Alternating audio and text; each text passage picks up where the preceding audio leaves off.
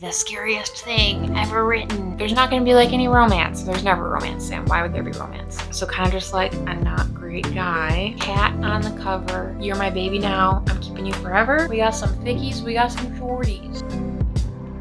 Yeah.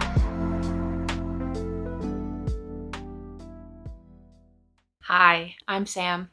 There's quite literally no one asking me to do this, but spooky season is upon us, and I must tell you about the books that I want to read in October. I am being quite ambitious with my TBR for October, but there are just quite a few horror books and spooky season books and vibey, atmospheric, Halloween-esque books that I really want to get to for the season. Yes, so I have decorated for Halloween. You may see I have my Halloween tree, garland. I have a little Sam plush that I recently picked up from Spirit Halloween. Look at him.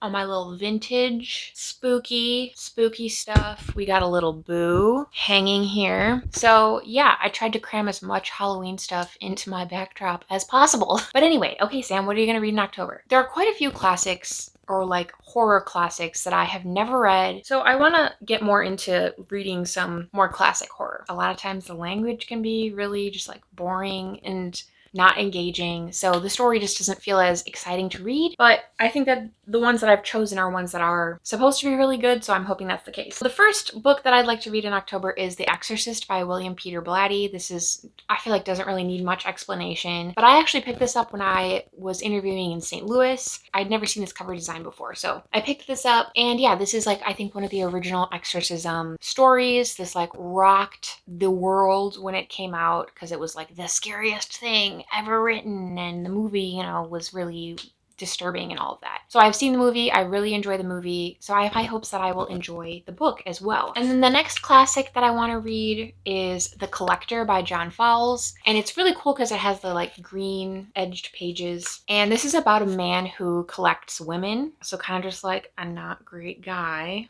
doing some not great things to women. Pretty spooky and pretty eerie to read about. So I'm excited to read this. Next, I would like to read Rosemary's Baby by Ira Levin. Another movie where it's like a classic horror story where I've seen the movie countless times. I love the movie. I love the themes in the story. So I really have high hopes that I'll like the book as well. Yeah. Here's hoping. And then the last classic that I would really like to get to in the month of October is The Haunting of Hill House by Shirley Jackson. The only other Shirley Jackson that I've read is We Have Always Lived in the Castle, which I didn't enjoy as much as I wanted to, but it wasn't bad. And I think this is supposed to be like the haunted house story, and I love a haunted house story. That's, you know, a specific subgenre of horror that I really enjoy. I also really enjoy this cover. It's really spooky. I hope I like it. Now we're gonna get into more of the modern horror, and I guess I didn't really even mention it, but pretty much all of my October TBR is like spooky stuff. It is mostly horror. It's October. I mean, yeah. Okay, so next is a book I've been meaning to read for, it feels like, all year, and I'm so excited to finally be getting into it. That is This Thing Between Us by Gus Moreno. All I really know about this is that this is about a guy whose wife, I think, passes away, and it's like an exploration of his grief, dealing with the fallout of his wife's passing. It's supposed to be very surreal, I think.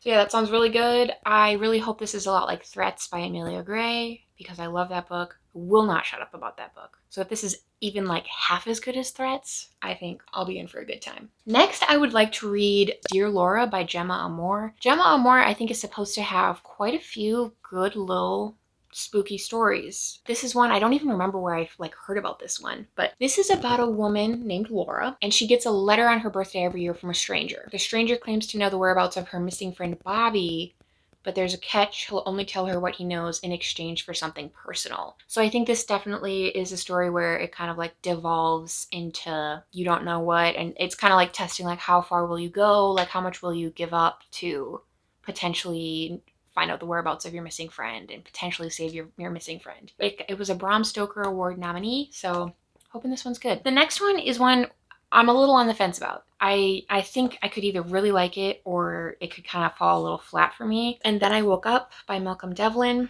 Obviously, we got a gorgeous cover. This is supposed to be like post-apocalyptic. There's this plague, which I'm not normally like a...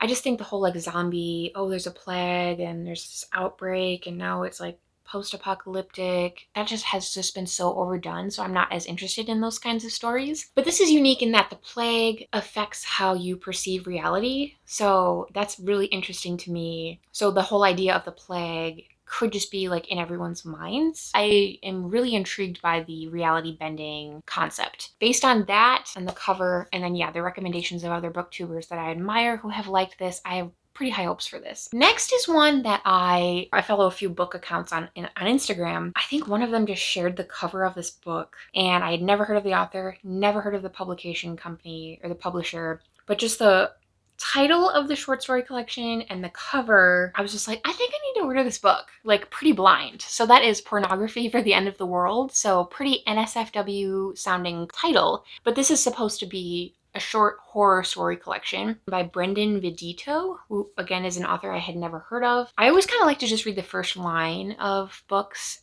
to kind of get an idea of like, how urgent is it for me to read this? The first line of the first story in this collection is, "It's simple," Dale said, clutching the shotgun against her chest. "All you need to do is pull the trigger."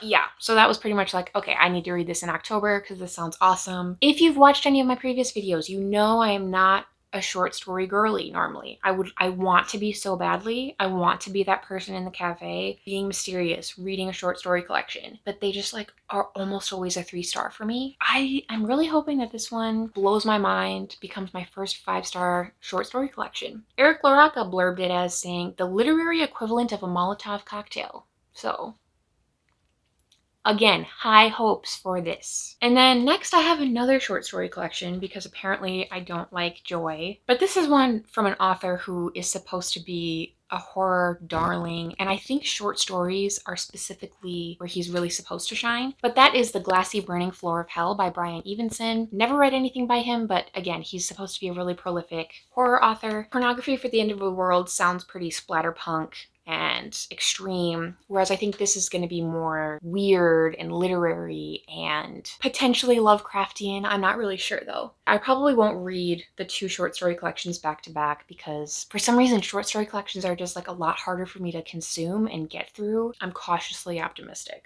Okay, and then next is one that I actually just recently got. I think I got this in my fall book haul video. The Last House on Needless Street by Katrina Ward. I don't really know much about this. I know a lot of people who have read this and liked this said it's hard to give a synopsis for. I think it's supposed to be like a haunted house story, which I've already said I like. We got a cat on the cover and the spine.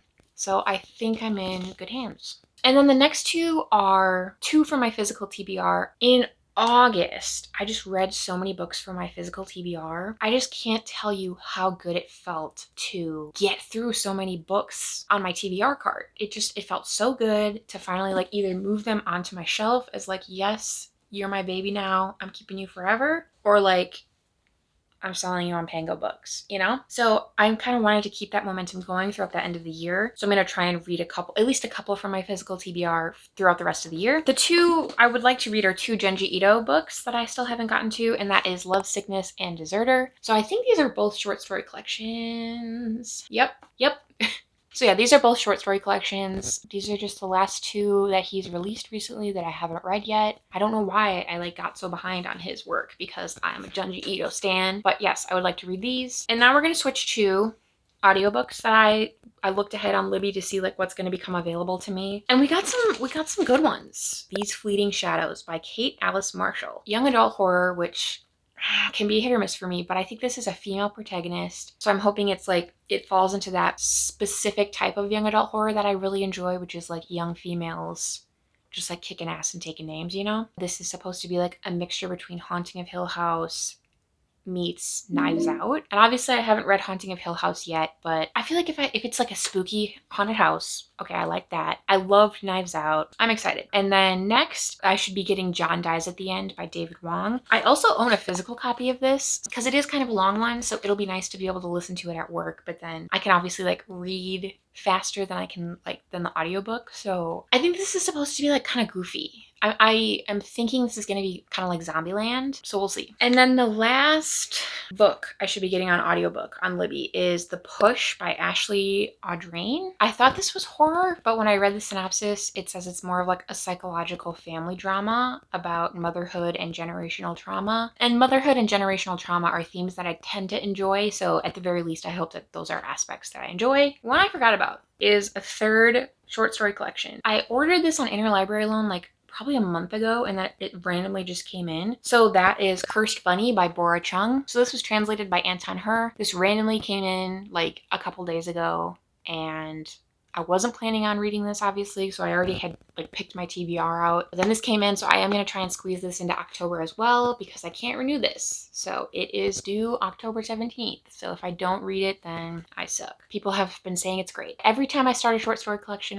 I'm always hoping it's going to be the one that breaks the 3-star slump and finally becomes my first 5-star short story collection, but who knows? This is a gorge cover though. I think with audiobooks, that is 16 books. So we got some thickies, we got some shorties. Either way, I think it's going to be spooky. So I'm looking forward to it. That's everything I want to read in October. I will obviously be coming out with my September wrap-up. September was a weird reading month. Like really weird. I think it may be the weirdest reading month I've had all year. We have lots of things to talk about. Watch my other videos if you want. Subscribe if you want. Like this video. Comment. Do whatever you want. But if you want to hang around, I would love to have you. Okay. Happy reading. Okay, love you. Bye.